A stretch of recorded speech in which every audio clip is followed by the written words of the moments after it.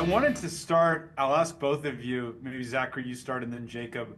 How did you guys work to find this unique relationship or dynamic between these two characters? Like, what were the sort of key points of discovering that? Well, I would say that it all starts with a great script. And fortunately, John Gunn wrote a fantastic script. The DNA of the characters, their relationship, it's all there. It all starts there. And then, fortunately, we were so blessed to find such an incredible talent in Jacob that his natural energy and uniqueness just brought Austin to life in such a beautiful and authentic way. We started with some initial Zoom auditions and callbacks, and we just knew. John and I were like, that's our Austin for sure. And then once we were on set, working together, spending time together off camera, meeting his wonderful family, we all were just kind of camping together. Typically when you make a movie, you're almost doing a summer camp almost, right? You're on a location somewhere. In this case, it was Oklahoma City. And we just, spent quality time off camera, learning each other's energy. And then you just want to attack your character as authentically as possible. And that's what we did. Yeah, I'd say that it was really good getting to meet Zach, work with Zach. The script was really good to play off of because I felt like I was really able to give him my energy, and then I knew that he'd be able to play off of it, which he did a good job at doing. Thanks. It was Your boundless energy. Yeah. Yes. No, he was a really good scene partner because I felt we really understood our characters, and he really did embody Scott. He showed he had his difficulties with life, but he's really trying to be a good person and do good for his family. And I'm sort of there as that support of you got this, you're doing great, I believe in you. And so I thought that was really fun to do. Yeah, which is kind of an inverted father-son thing, but it works. It's Absolutely, great. yeah. Do you guys? I'll start again, Zachary, and then Jacob. This is a movie that's it's inspirational. It has an inspiring tone. What movies do you think of in your life that were kind of the inspiring movies of this ilk that influenced you watching growing up or as an adult or at any point? Good question.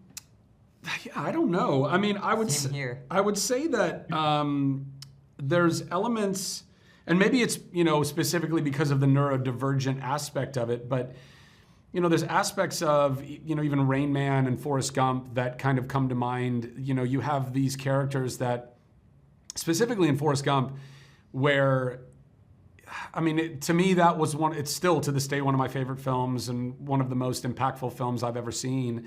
And largely because you have this character that is different, that is, not on the same wavelength as everybody else, and is, in the case of Forrest Gump, surrounded by so many people that were mocking him, making fun of him, criticizing him, putting him down, and yet through all of that, he loved them. He never stopped loving anyone and everyone around him, and you don't know until much later in the film that he's actually aware of all of it. It's a really, really powerful film in that regard. And I think that in Unbreakable Boy, Austin is that same type of love. No matter how much he might be getting made fun of or bullied, or even having a father who doesn't understand him, is not fully embracing him, wants him to be normal and different, or not different than everyone else. Austin still loves. He loves and he loves, and he's got this optimism, this boundless energy and optimism, and that's transforming his father in the process and helping his father to fully embrace himself and love himself. Yeah. So I would say that. Absolutely. I totally agree. There's a character in the movie named Tyler who's the bully character, and throughout the movie, Austin keeps trying to befriend Tyler, and it's clear that Tyler's not having it. But I do think Austin, like Forrest, is aware that Tyler's being mean to him. But Austin realizes that Tyler has his struggles too. He's kind of neglected by his parents. They didn't have a good Christmas.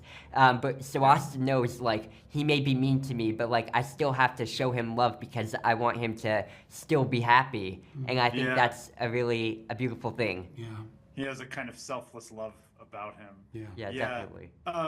Zachary, quick question before we wrap.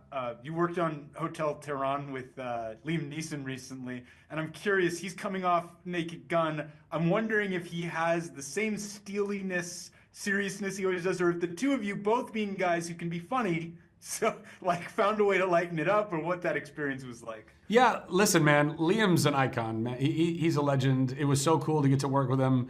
And yeah, he definitely has that aspect that we've all come to know and love in his character work, right? Like that steeliness, that, I'll find you, that whole, that Taken right. type of character. But he's a sweetheart of a guy. Like he legitimately has such a big heart and loves his family and was a delight to work with. And like with any good actor, they know how to turn it on and off. He's not living in that constantly. He was actually quite gentle. Like his spirit was quite gentle. And we had some, cool times where we, got to break bread and talk about life. And so it was a really cool experience getting to work with him. Cool. Well, thanks for letting me know. Guys, congratulations on the film. Great job. And thank you. Nice to meet you. Nice to meet you. Have a good day. See ya. Have a great day.